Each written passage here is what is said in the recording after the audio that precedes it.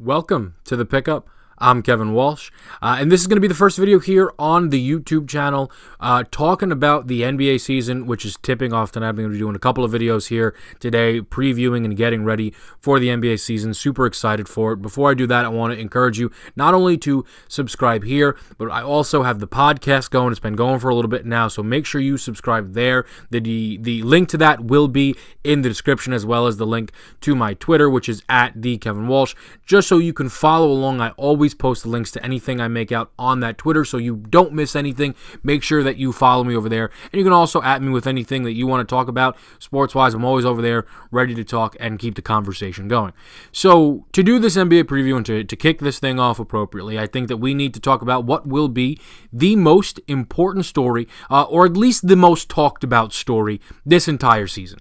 And it's the Los Angeles Lakers, and it's LeBron James. And as soon as that decision was made, we knew that was going to be the case, that the Lakers and LeBron would define the 2018-2019 season. That's just what happens when you pair the game's most popular and best player with their most popular and historic franchise that the sport has to offer. So the conversation around this team is something that I was very excited to get into because it was incredibly new from really anything that we've seen LeBron be a part of in his entire career.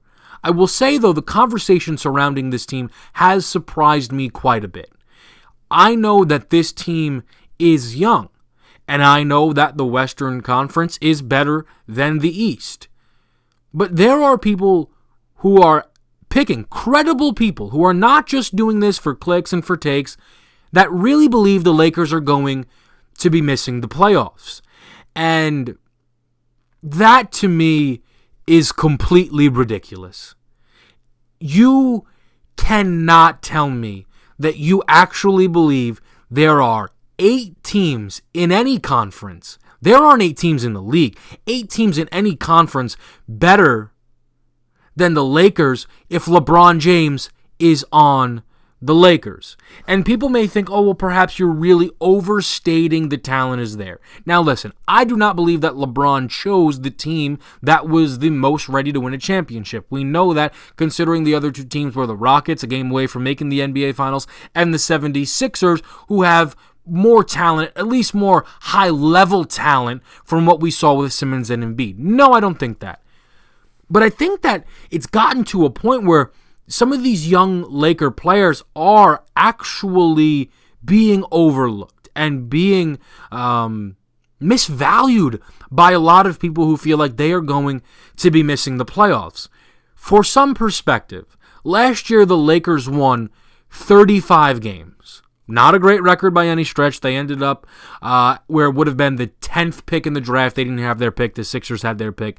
So they were a bottom 10 team, but they won 35 games. That came with Brandon Ingram not playing 60 games. That came with Lonzo Ball not playing 60 games. Josh Hart was only in the starting lineup for 23 games. Kuzma was in the starting lineup for under 40 games. And those are the 4 guys that we are mainly talking about here, right? The 4 people that are probably the most important, along with JaVale McGee, who's going to be their starting center, and then probably Rondo, KCP. There's other guys, but we talk a lot about those 4 young guys.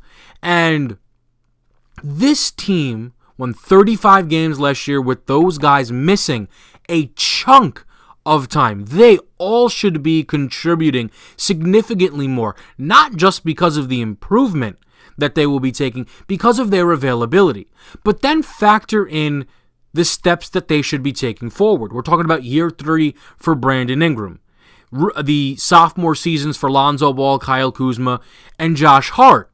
And let's pretend LeBron wasn't even there. Do you really believe that the losses of Brook Lopez and Julius Randle would prevent a team that won 35 games last year getting more out of these rookies in terms of availability and actual production? Couldn't get to 500, 6 more wins? Does that feel like a stretch in any sense of the imagination? Because I don't think it is at all. So if I told you this team could win 41 games without LeBron, then when I tell you that the Lakers are going to be winning 50 games, it's not ridiculous. Because Why is anybody out there doubting who LeBron James is? Why do we seem to forget?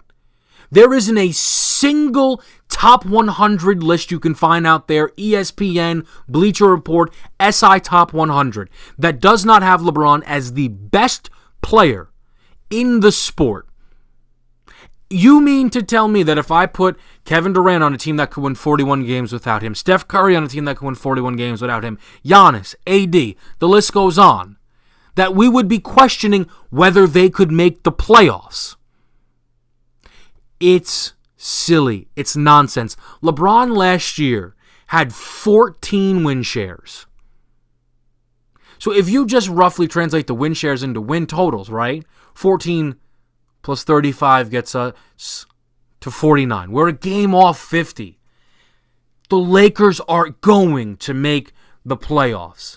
How far they're going to get in the playoffs, we'll see. And I do think that it is totally fair to question what this roster will look like by the time they get to the playoffs. Because who knows if they decide to move on from some guys, if LeBron gets frustrated, if certain players become available at the deadline that at the moment we do not think will become available. All of that is absolutely in play. But they're not going to make moves at the deadline that's going to be making this roster worse. The Lakers aren't going to start to tank. They're going to be in pursuit for one of the top 4 seeds in the Western Conference. I believe that they right now are one of the 3 best teams in the West and that they will win 50 games. Look through this roster, and there are contributors there. Absolutely, the biggest flaw is the center position. But if you had to tell me going into a season in 2018 in the NBA, you had to have one fatal flaw, where would you want it to be? Center.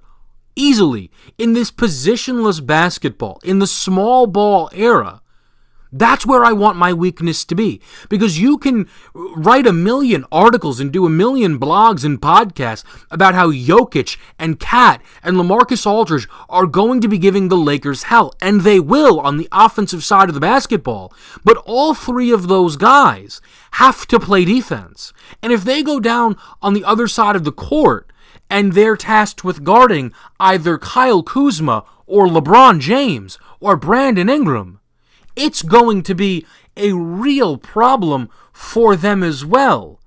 There are 2 sides to the court.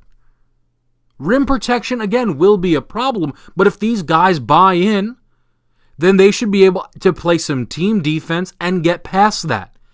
And there are talented players here.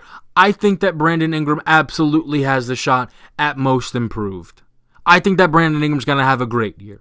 I think that people have completely forgotten why Lonzo Ball went number 2 overall in the draft just 2 years ago. Josh Hart was the best player Summer League had to offer this year for a reason. And I know it's Summer League, but he looked impressive. You can't deny it. And Kyle Kuzma has the ability to be electric on the offensive side of the ball.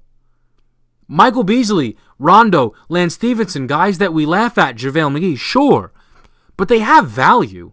Rondo in the playoffs last year was crucial to the Pelicans getting the Blazers out of there with the ease that they did. Michael Beasley right now is a better player currently than Carmelo Anthony. He is. If you don't believe me, you're either not watching or you're falling victim to name and to stature. Michael Beasley is currently a better player than Carmelo Anthony. JaVale McGee will always be remembered for the Shaq and the Fool stuff, certainly. That's fine.